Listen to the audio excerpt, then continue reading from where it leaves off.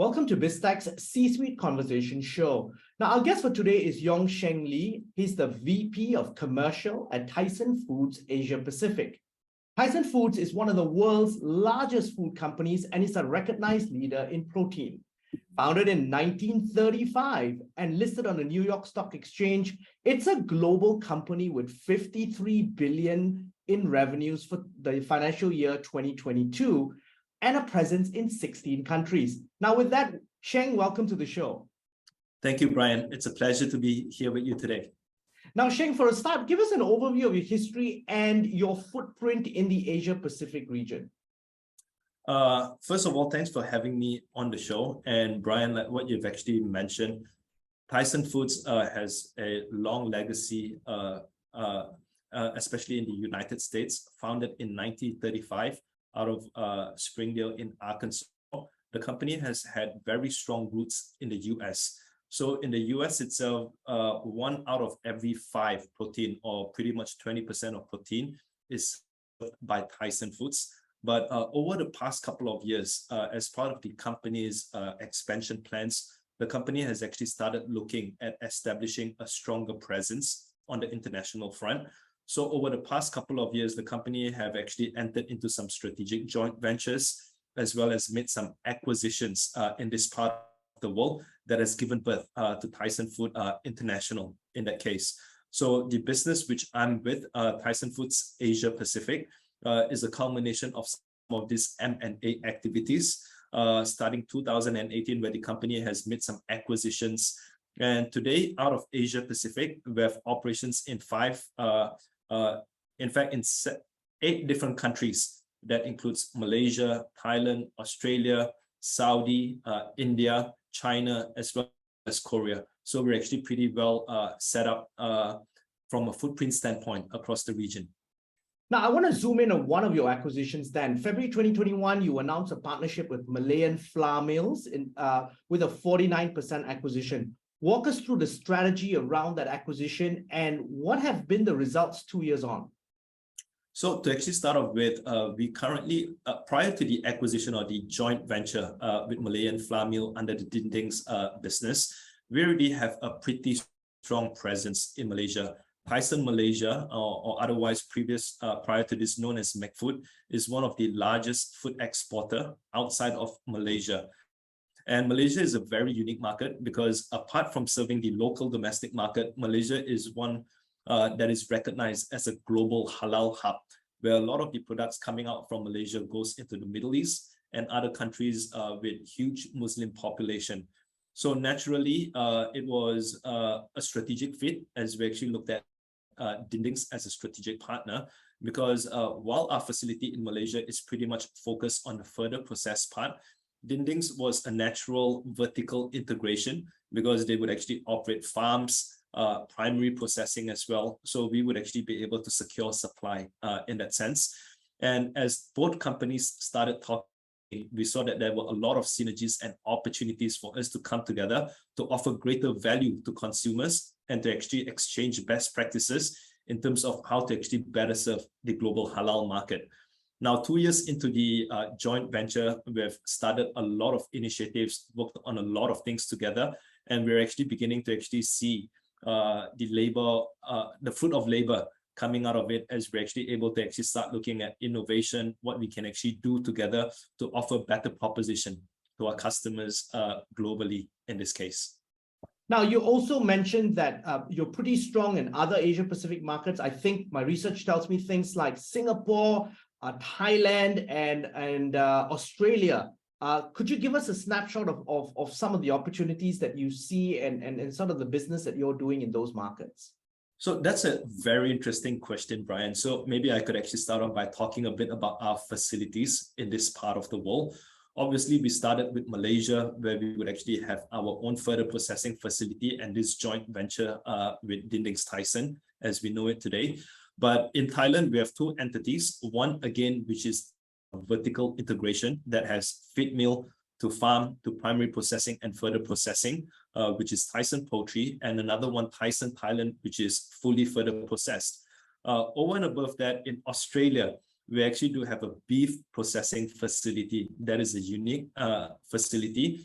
100% beef processing capabilities.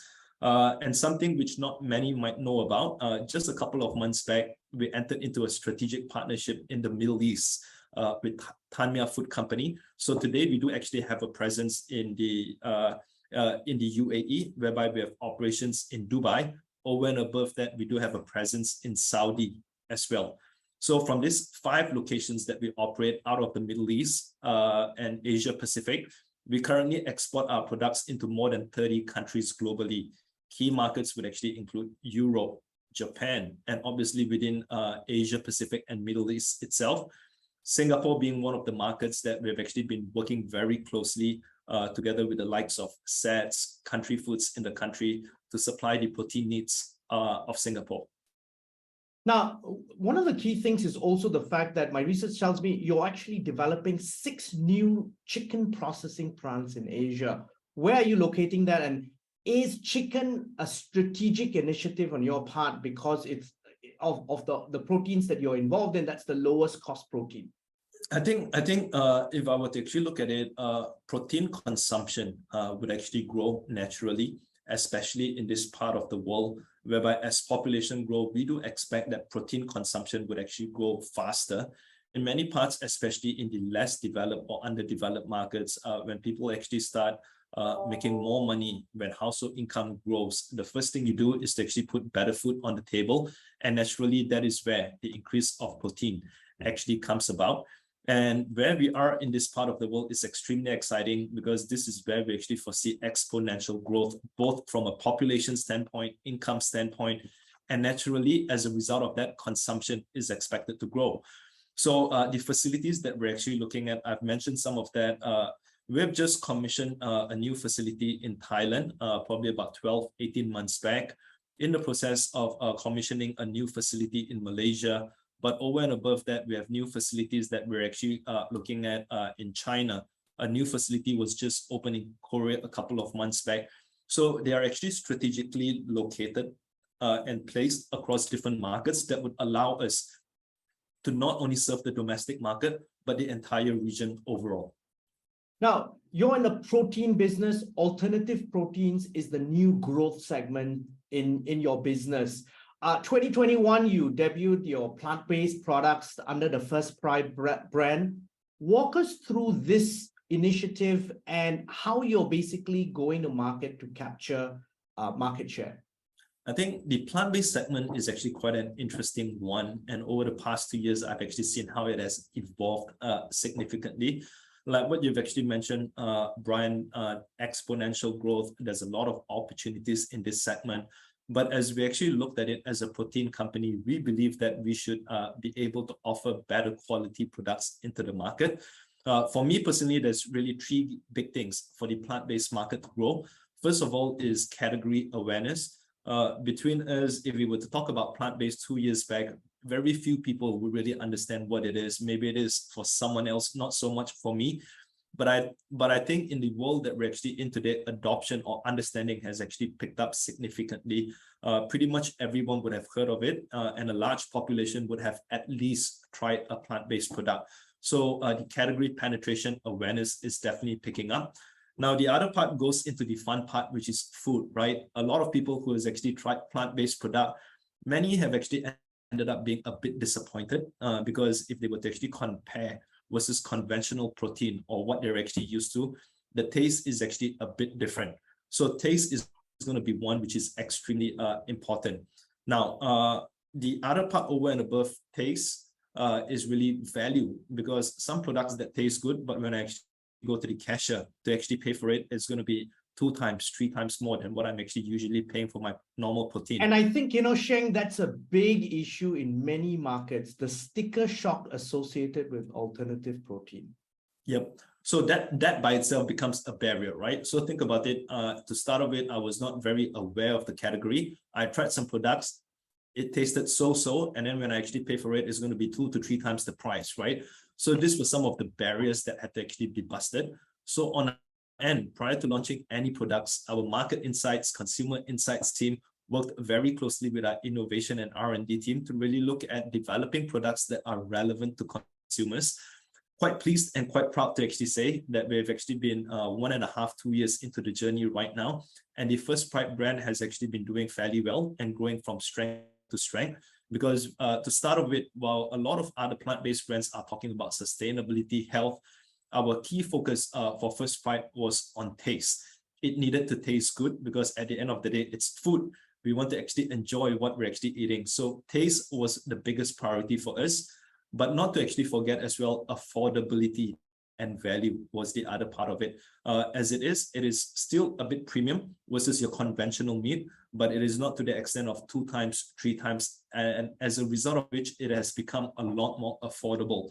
So if I were to actually look at the journey over the past 12 to 18 months, First Pride Plant-Based has actually been launched in Thailand, Malaysia, Singapore, and in the markets that we're actually in, we are amongst the leading players. And probably about 6 months back, we've actually just launched in Taiwan as well, and that has actually been doing fairly well. So we are actually excited about the prospect for First Pride as a plant-based brand. There are aspirations to take the brand into more markets, and I think we have actually started off with a pretty solid foundation focusing on taste and affordability. And as long as we actually continue looking at new ways, introducing new products, we believe that we would actually able to actually offer our products to more consumers in more parts of the world. Sheng, I want to touch on something that you mentioned a couple of times. It's really around category awareness. Because this is a new category, there are new players in the market, there are no established key brands. What are you doing that's different, that's going to grow your market share versus your competitors? Because it is a crowded space. There are a lot of startups working on alternative proteins as well. I think this is where, as a company, Tyson has been in the protein business for close to 100 years now, back to our foundings back in 1935. So we like to believe that we understand what are the consumer preferences and tastes. So as we actually went about developing our plant-based products, first thing we wanted to actually look at was to actually looking at how we can actually replicate as much as possible for consumers who are actually looking for a product which could actually be a surrogate, a replacement for what they're actually having on a day-to-day basis. But over and above that, the other thing that we're actually looking at is, like, rather than just a patty or a nugget, some of the things that we've actually tried has actually been quite interesting, where we've actually explored with local flavors. So for example, in Thailand, we would actually have lap, which is a very popular Thai taste. In Malaysia, a couple of months back when we actually launched, we actually had a satay series. We actually had a masala bite, which was very relevant to the local consumers. So I think it's really integrating our global know-how with local insights and developing products that would actually meet the daily needs of consumers. So that's how we actually look at it as a differentiator on our side. Now, that is a bit more of what has been done. But as we actually look forward, we're actually doing a lot of research, understanding on what else are consumers looking for. So that is the space that we're actually working on. And hopefully there's more exciting stuff to actually be shared in coming months on this front. Sheng, I want to zoom out a little bit and talk about some issues that have been plaguing the world from a food security and a food inflation standpoint. We've got these pressures now globally, and governments are looking at food security with a far more serious intent of solving that. What are your thoughts from a Tyson Foods perspective on this topic, and how do you help these local economies become more self-sufficient? I think that inflation is real, right, Brian? As we were to actually look at it over the past 12, 18 months, inflation or prices across everything has actually gone up significantly. If you were to actually walk into your normal supermarket, your restaurant, how much you're actually paying for the same product has actually gone up by quite a fair bit. And contrary to belief, it is not the manufacturers making more or profiting from it, because the cost on a side would have actually gone up significantly. In the business that we're actually in, feed or grain that we actually use to actually feed our birds in the farm has gone up significantly, and we're actually trying as much as possible to minimize how much we would need to actually pass through to our customers and end consumers. As a result of which, over the past 12 months, we've actually been working very closely, initially as a team, to look at how we can actually find better ways, more effective, more efficient ways to produce the same products. But now we've actually started taking that conversation to external parties, which includes our suppliers, our customers, to jointly look at what other solutions can we actually bring to the table that would allow us to actually still serve good quality, safe, delicious tasting food to consumers without actually having to pass through an increase in cost. So that has been what our teams has actually been busy with. And this is something that we're actually not working on internally. This is basically a platform, a network that we're actually working collaboratively with our suppliers, with our customers, to actually look at better ways to serve our consumers. Because our vision as a company is to actually really make food affordable without compromising on quality. Sheng, it's been a fascinating conversation. I've actually learned a lot. But before we leave, any final thoughts you'd like to leave the audience with? I think one of the things I would actually share is that it's an exciting space. The space that we're actually in, protein food is one, whereby if we were to actually look at it, people have actually been consuming meat for many, many years right now. So it's not a new protein, something new. But what we as a company are doing is really trying to reimagine ways that we could actually uplift the quality of protein, introduce new flavors, new tastes, looking at technology, how we can actually bring forward better quality, better tasting food to consumers. But yet at the same time, the challenge that we're actually putting against ourselves is in terms of how do we actually make it even more affordable. So value is going to be a big part of it. And I think we are actually in exciting times right now, because the disruption that has happened over the past 2 years or so has challenged us to actually reimagine what is the way forward. So from a consumer customer standpoint, I think these are exciting times. We should be expecting a lot of new innovation, a lot of new development coming out in this space in the coming years. Sheng, thank you very much for coming on the show. Thank you, Brian. We've been speaking to Yeong Sheng Lee. He's the VP Commercial at Tyson Foods Asia Pacific. I'm Brian Fernandez, and you've been watching and listening to Biztech's C-Suite Conversation Show. This interview will be on our website, www.biztech.asia, as well as our social media platforms. It'll also be on our syndication partners, TV stations, radio stations, and websites. Thanks a lot for tuning in.